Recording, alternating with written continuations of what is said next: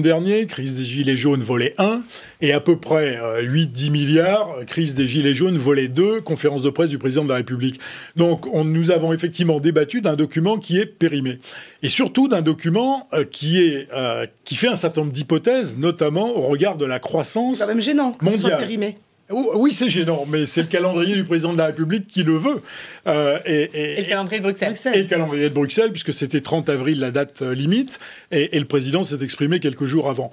Mais le plus grave dans tout cela, c'est qu'effectivement, ce document prend acte de l'affaiblissement de la croissance mondiale et de l'affaiblissement de la croissance en Europe et en France. Donc il y a des hypothèses qui sont faites. Prévu désormais 1,4 contre 1,7 voilà, initialement. 1,4 pour les 3 années à venir. Croisons les doigts pour qu'effectivement la croissance ne soit au moins à ce niveau-là. Si jamais elle était plus faible, les difficultés budgétaires de ce pays vont s'aggraver très nettement. Alors, l'une des mesures qui coûte le plus cher dans les mesures annoncées par Emmanuel Macron, c'est cette baisse d'impôts de 5 milliards. Est-ce que vous pouvez reprocher au président de la République de vouloir baisser les impôts ? Non, mais dit comme ça, effectivement, on pourrait saluer toutes les mesures de baisse d'impôts que l'on souhaite. Le problème, c'est que voilà bientôt 2 ans que ce gouvernement est aux affaires. Où sont les grandes réformes de l'État qui avaient été annoncées, qui permettraient de faire des économies ? Parce que nous, on voulait effectivement baisser les impôts, mais c'était gagé par des économies sur le budget de l'État. Or, jusqu'à présent, nous n'avons pas vu grand-chose.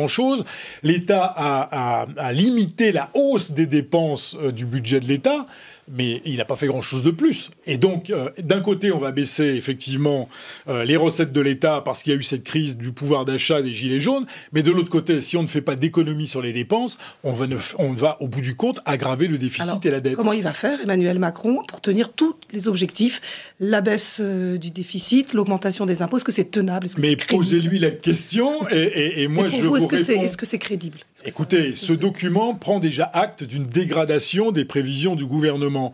Il n'est plus question d'arriver à l'équilibre budgétaire en 2022, ce qui était l'objectif précédemment affiché. Donc on sait déjà qu'en 2022, on sera toujours avec un budget de l'État déséquilibré. Alors jusqu'où ? C'est toute la question. Et l'inversion de la courbe de la dette, ne se produira pas. Au mieux, on aura une stabilisation de la dette en 2022. Si les choses se dégradaient, on pourrait dépasser les 100% du PIB. Emmanuel Macron peut être le président qui aura fait dépasser la dette à 200%. C'est possible, malheureusement. C'est possible. En tout cas, vous dites qu'il ne tiendra pas son objectif de baisse de 5 points de la dette, ce qui était son objectif initial. En tous les cas, c'est clair. Le gouvernement l'a déjà acté dans ce document. Est-ce que ce n'est pas le moment, peut-être, de saisir ce moment pour sortir du pacte de stabilité, ou en tout cas pour sortir certaines dépenses ? Non, mais attendez. Par exemple, les dépenses de transition écologique. La France, non, mais certains, écoutez, la France est bientôt le dernier pays européen, avec l'Espagne et l'Italie, le dernier pays européen à s'être rapproché, et on en est loin, puisqu'on sera à nouveau au-dessus des 3% cette année. Tous les autres pays européens sont soit à l'équilibre, soit en excédent budgétaire. Il n'y a plus que la France, l'Espagne et l'Italie. Vous vous rendez compte quand même de ce que ça veut dire ? Et donc là, vous êtes en train de me dire, écoutez, on va encore s'affranchir des obligations que nous avons nous-mêmes acceptées en laissant filer le déficit et la dette. Mais moi, je vous dis une chose. Donc ce sera grave si on viole le pacte de stabilité, si on dépasse les 3%. Mais c'est pas grave par rapport à Bruxelles. Ce que ça veut dire, c'est que si un jour nous avons une remontée des taux d'intérêt, alors là, nous serons dans une situation dramatique. C'est cela qu'il faut que les Français comprennent. Ça n'est pas cette affaire de 3% édictée à Bruxelles avec l'accord de la France. C'est le fait qu'à force d'avoir une dette qui grossit comme une boule de neige sur une pente de ski, vous finirez par avoir une catastrophe. Mais là, on la rembourse à bas prix pour l'instant, parce que les taux d'intérêt sont faibles. Donc il y a une sorte de cagnotte pour... Vous avez raison. À la Commission des finances du Sénat, on appelle ça l'insoutenable légèreté de la dette. Plus on est endetté, moins on paye d'intérêt. Si ce n'est que le jour où ça va se retourner, nous serons dans une situation intenable. Pour vous, du coup, puisque vous nous parliez de baisse des dépenses, où faut-il faire des économies ? Sur le budget de l'État, en commençant précisément. Mais par une réforme de l'État. Je vais vous donner quelques exemples, dont un que j'aime bien donner. Regardez la politique du logement. Depuis que le gouvernement est arrivé, il ne pense qu'à une chose, c'est faire des économies. On baisse l'APL, on prend des moyens aux bailleurs sociaux, tout en espérant qu'on va construire plus. Résultat, l'immobilier se retourne. Mais il y a un autre volet qu'on aurait pu regarder. Pourquoi est-ce que l'État, dans les départements et les régions, continue à s'occuper du logement avec des fonctionnaires qui instruisent des dossiers, alors que l'État n'y met plus un euro ?